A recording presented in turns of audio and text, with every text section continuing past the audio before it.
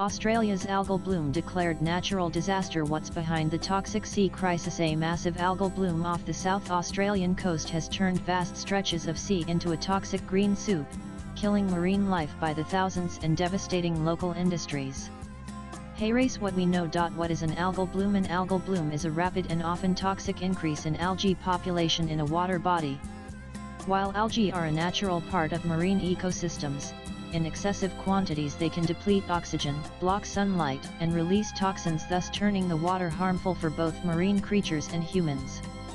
In this case, the algal bloom stretches from Coorong to the Yorke Peninsula, spanning an area twice the size of the Australian Capital Territory. How bad is the crisis in Australia so far? The bloom has reportedly killed over 400 species of marine life, including large numbers of fish, shellfish, and other coastal organisms. Beaches have been lined with rotting carcasses and the normally pristine waters have taken on a sickly green hue. What's causing algal bloom in Australia? Experts have said that the crisis is being driven by climate change, which has led to a combination of rising sea temperatures, excess nutrient runoff from agriculture and urban sources, as well as prolonged drought conditions. These factors have created ideal conditions for algae to multiply rapidly. Is the algal bloom in Australia officially a natural disaster? Swipe left for next video. Yes, at the state level.